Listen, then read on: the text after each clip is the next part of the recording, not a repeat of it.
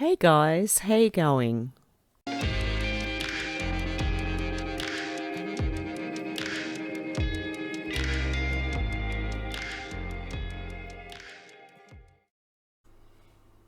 Hey guys, are you worried about 5G radiation? EMFs? Well, I want to tell you about a sponsor of this video. They're patriots and they support the truth. They're called EMF Harmonised and they sell EMF protection technology. The technology filters out the harmful RF waves, radio frequency waves, and has been scientifically proven to do so. It's Tesla technology. As we use computers, phones or tablets to watch any videos or do anything these days, the EMFs are damaging our DNA as we use them. In other words, consider getting some EMF protection from the link below, as you'll protect yourself, you'll help the growth of my channel, and you'll help a fellow truth supporting business, and it's very easy to shop by. They have phone strips and computer strips and laptop and personal relief discs. There's quite a few things in here, guys, so if you're interested, please have a look, and the link will be down below. Thank you so much. Hey guys, this is an open letter to the President, and he did write a letter back in June which I read out, so I'm going to continue with this. This is from Archbishop Vigano. Is that how you would say that? Mr. President, allow me to address you at this hour in which the fate of the whole world is being threatened by a global conspiracy against God and humanity. I write to you as an Archbishop, as a successor of apostles, as the former Apostle Nuncio to the United States of America. I'm writing to you in the midst of the silence of both civil and religious authorities. May you accept these words of mine as the voice of one crying out in the desert. As I said when I wrote my letter to you in June, this historical moment sees the forces of evil aligned in a battle without quarter against the forces of good. Forces of evil that appear powerful and organised as they oppose the children of light, who are disoriented and disorganised, abandoned by their temporal and spiritual leaders. Daily we sense the attacks multiplying of those who want to destroy the very basis of society, the natural family, respect for human life, love of country, freedom of education and business. We see heads of nations and religious leaders pandering to this suicide of Western culture and its Christian soul, while the fundamental rights of citizens and believers are denied in the name of a health emergency that is revealing itself more and more fully as instrumental to the establishment of inhuman, faceless tyranny. A global plan called the Great Reset is underway. Its architect is a global elite that wants to subdue all of humanity, imposing coercive measures with which to drastically limit individual freedoms and those of entire populations. In several nations, this plan has already been approved and financed. In others, it is still in an early stage. Behind the world leaders, who are the accomplices and executors of this infernal project, there are unscrupulous characters who finance the World Economic Forum and Event 201 promoting their agenda. 2. The purpose of the Great Reset is the imposition of a health dictatorship aiming at the imposition of liberticidal measures hidden behind tempting promises of ensuring a universal income and cancelling individual debt. The price of these concessions from the International Monetary Fund will be the renunciation of private property and adherence to a program of vaccination against this virus. And the next one, promoted by Bill Gates with the collaboration of the main pharmaceutical groups. Beyond the enormous economic interests that motivate the promoters of the Great Reset, the imposition of the vaccination will be accompanied by the requirement of a health passport and digital ID, with the consequent contact tracing of the population of the entire world. Those who do not accept these measures will be confined in detention camps or placed under house arrest, and all their assets will be confiscated. Mr. President, I imagine that you are already aware that in some countries the Great Reset will be activated between the end of this year and the first trimester of 2021. For this purpose, further lockdowns are planned, which will be officially justified by a supposed second, third wave, fourth, fifth, sixth. You are well aware of the means that have been deployed to sow panic and legitimise draconian limitations on individual liberties, artfully provoking a worldwide economic crisis.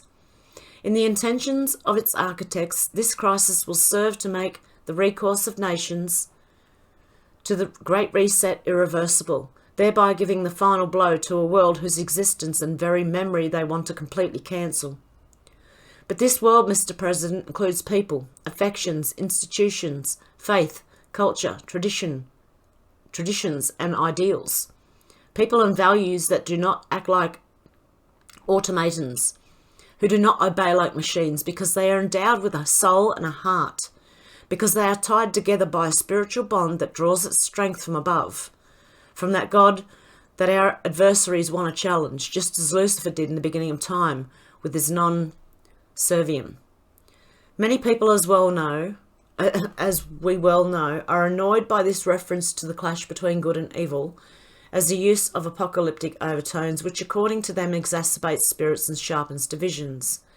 It's not surprising that the enemy is angered at being discovered just when he believes he's reached the citadel he seeks to conquer undisturbed.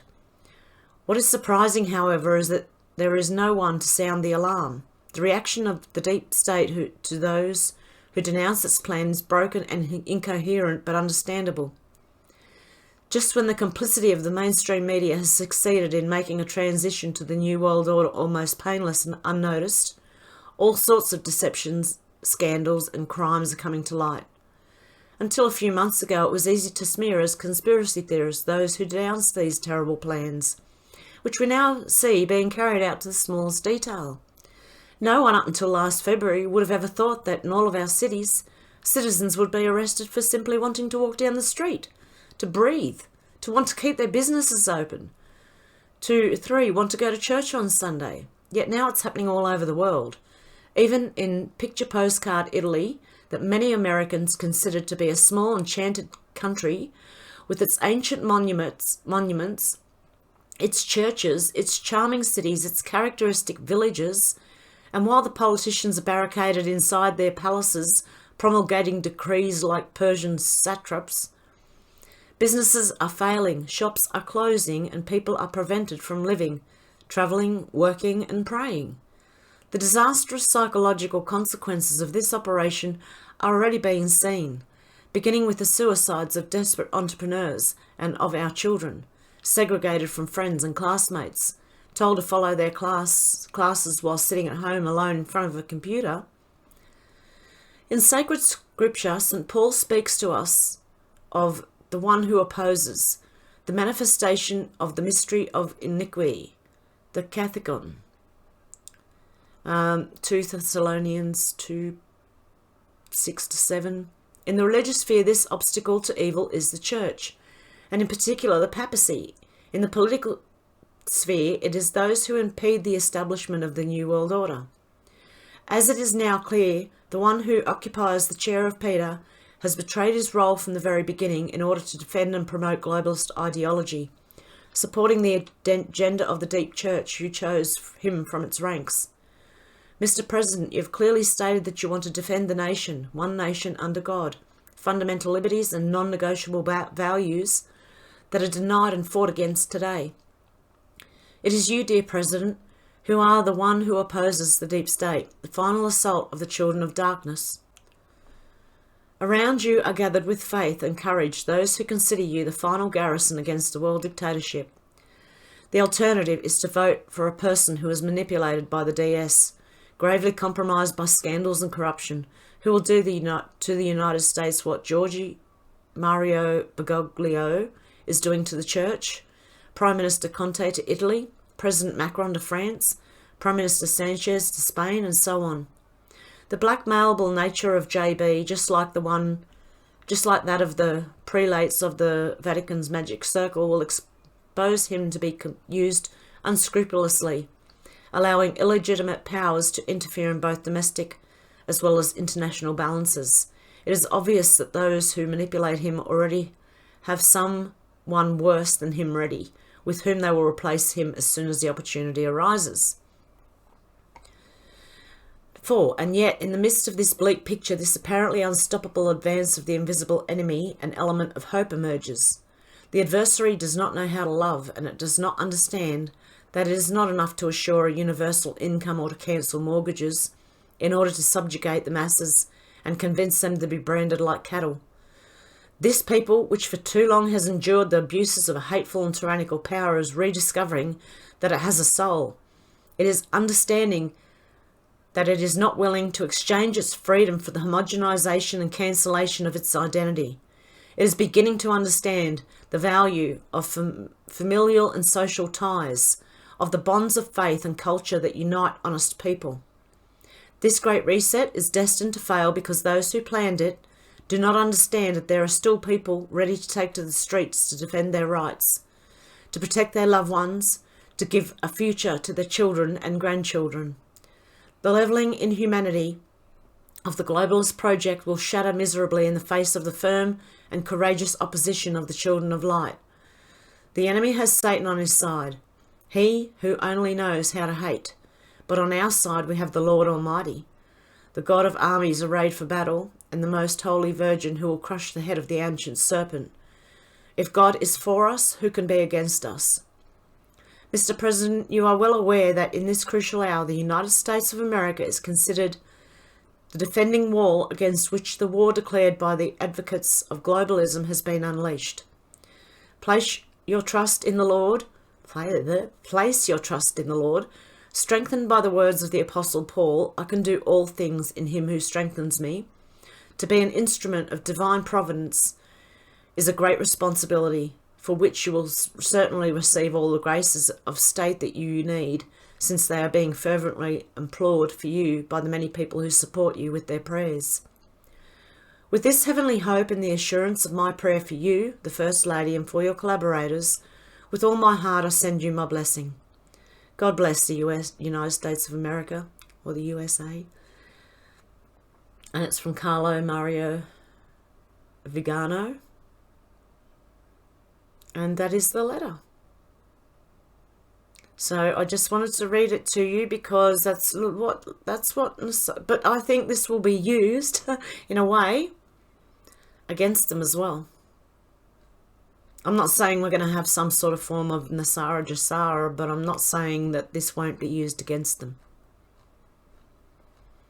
So it's up to you what you believe. I'm just bringing you the information. As I said, just be careful of, you'll know, because as soon as they offer you that,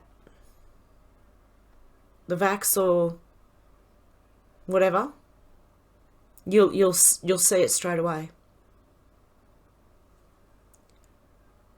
Anyway, guys, I just thought I'd try and catch up a little bit on videos that I've probably missed doing.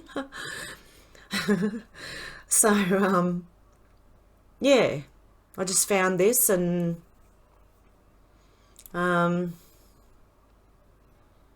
just reading over some more news. Really not a whole lot. Everyone's waiting for that day. So, next Tuesday.